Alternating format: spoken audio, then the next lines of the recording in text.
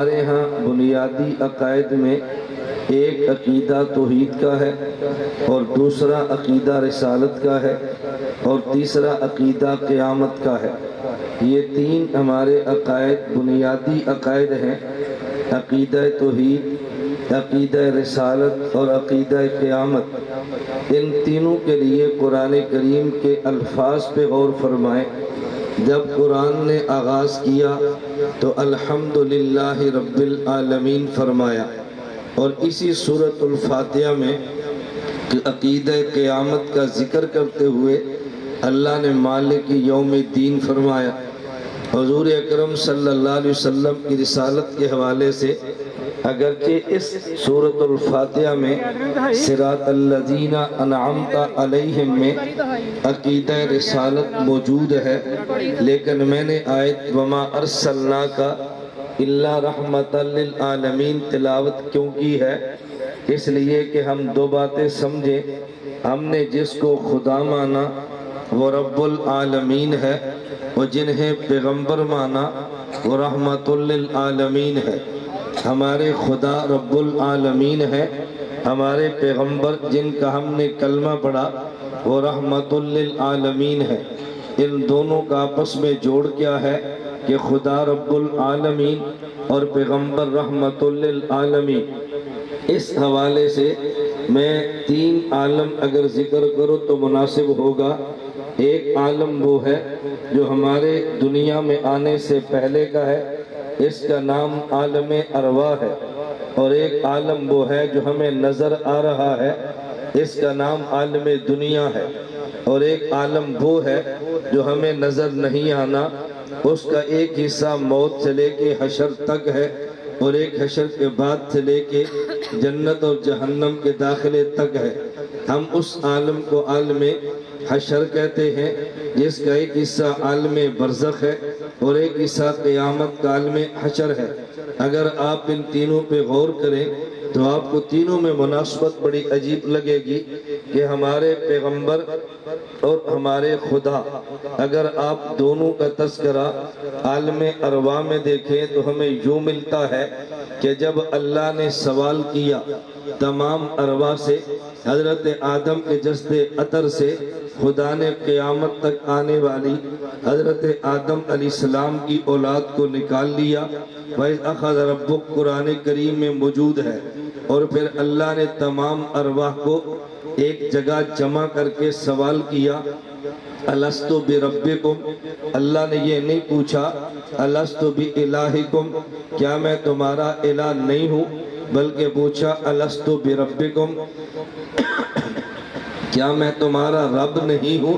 تو عالم ارواح میں خدا نے اپنی صفت رب کے ذریعے سوال کیا الستُ بربکم، کیا میں تمہارا رب نہیں ہوں؟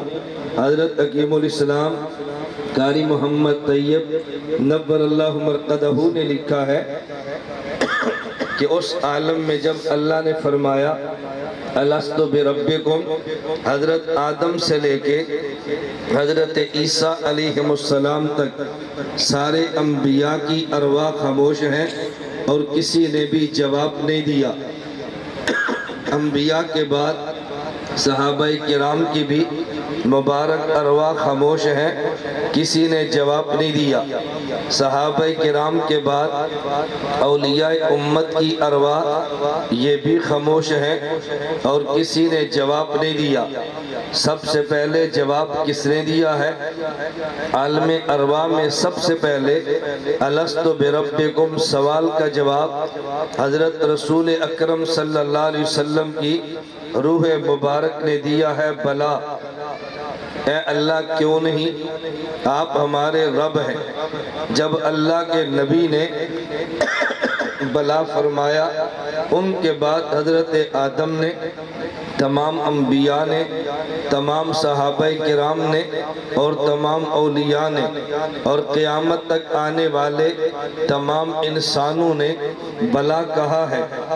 پتہ یہ چلا، یہ بات توجہ سے سمجھنا، پتہ یہ چلا عالم ارواح میں اگر خدا کی ربوبیت کا اقرار ہو جانا یہ خالص رحمت کی وجہ سے ہے، میں اس کی پہلے مثال دے لوں تو بات سمجھ آئے۔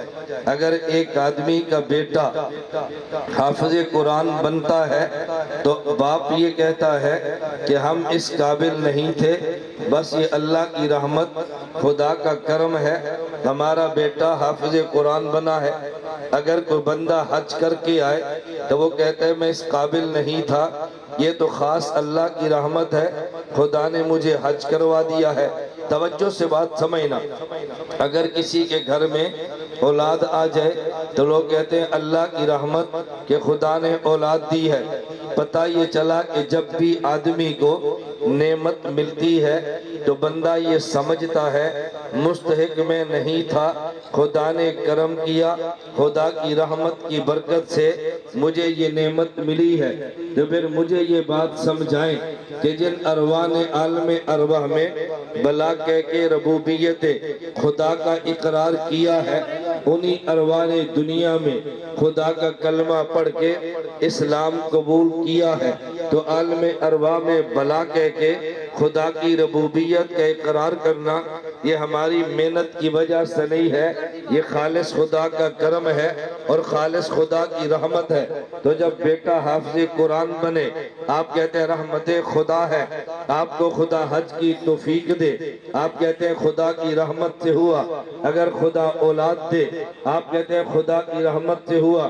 تو پھر آپ مجھے یہ بات سمجھائیں کہ جب عالم ارواح میں ہماری محنت کو دخل نہیں ہے، بغیر محنت کے ہماری زبان سے جو بلا نکلا اور ہم نے خدا کی ربوبیت کے اقرار کیا تو یہ بھی خدا کی رحمت سے ہے، خدا کی رحمت کے بغیر تو نہیں ہے۔ پھر دیکھ لیتے ہیں عالم ارواح میں بلا جو کہا ہم نے کس کی وجہ سے کہا، تو روایات سے پتہ چلا کہ ساری کائنات کے انسان خاموش ہیں۔ حضور پاک نے بلا کا فرمایا تو سب نے بلا کہا ہے۔